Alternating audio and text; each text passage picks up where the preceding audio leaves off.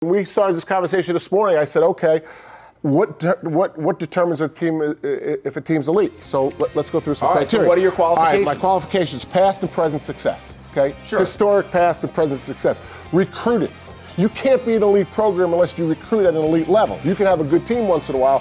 TV exposure, and I think night games have developed this idea of elite because it helps in recruiting. So you want to go through the conferences? Yeah, I'm just curious though, when you say present success, what does that entail? Is that 3 years? Is that, because when you look at Michigan, Michigan certainly has present success, and they've had some past success. It wasn't that long ago they won under Brady Hoke the Sugar Bowl over Virginia Tech, but the last couple of years have been bad. So what qualifies present success? The last half of the BCS era. Okay. And are you in the discussion for the national championship? Are you in the conversation in August and September whether you could be one of the four? Okay, now, fair it's all enough. conversation because there's only going to be four of them, obviously. But are you in that discussion? All right, so let's, based on those qualifications, let's take a look at how many teams that you believe right now are elite. I count only 8 teams. You have 8 elite programs. Well, let me do it by conference. That's how I broke it down. Let's go to the ACC.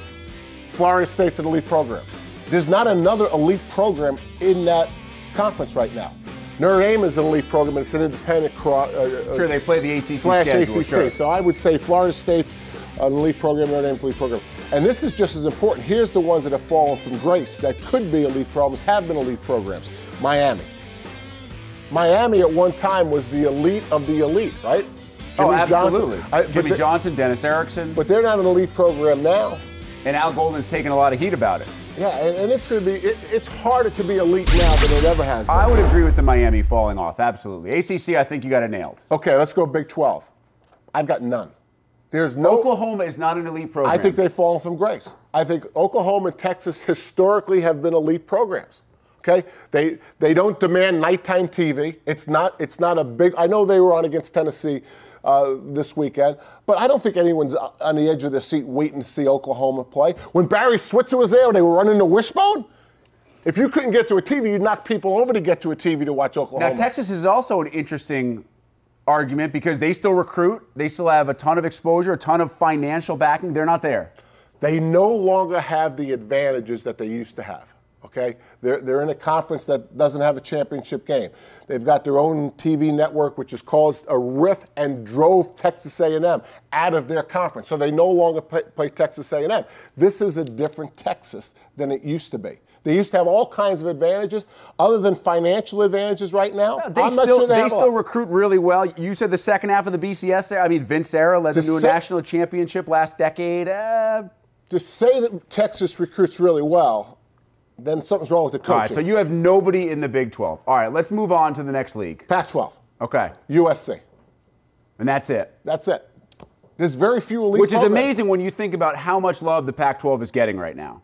UCLA is a very good team right now. They're building back up under Jim Moore. Just USC. Give me another elite. I think Oregon is falling out of grace, falling to the out of grace column because of this.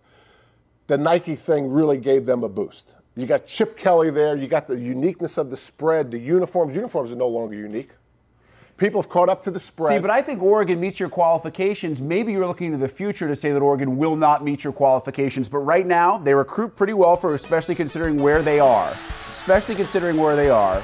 You look at their exposure. They just played that night game against Michigan State. They played for a national championship a year ago. Let me say, Rick, when you qualify recruiting, you're off base. There's no such thing as an asterisk next to recruiting. I disagree with you. I think Oregon's you get an right A now. you get an A for effort in recruiting if you want, but it doesn't mean you have a top class. Okay, so for where they are, that doesn't. Washington State for where they are, it just. All right, so you have to have more in the SEC, right? I'm assuming you got a bunch. You got a bunch of elite programs. To me, in the SEC and the Big Ten are the most interesting. Okay, here's what I have in the SEC. I've got Alabama and LSU because I think they fit all of the criteria. No Florida, no Tennessee. Florida and Tennessee. No Auburn. Florida and Tennessee have fallen from grace. No Auburn. No Auburn. 2 elite programs in one state, especially in the SEC, is a very difficult thing to do. But I have 2 in the Big Ten. Now, I know they wouldn't let you in the state of Alabama when you were the coach at LSU, but after this, they're not going to let you in the state now either. What state? Well, maybe you can go to Tuscaloosa, I guess. No, I just think there's a difference between Alabama and Auburn. I think Auburn is always trying to stay up with Alabama. I think Alabama is an elite program. Yeah, if you want to, I'd give you Auburn. I mean, okay. You throw me a bone. You'd give me Auburn ahead of Oregon. Oh, absolutely. Okay, I would take it. Because of recruiting. All right, now hit me with the Big Ten. How many in the Big Ten? Because this is the most fascinating one. Ohio State.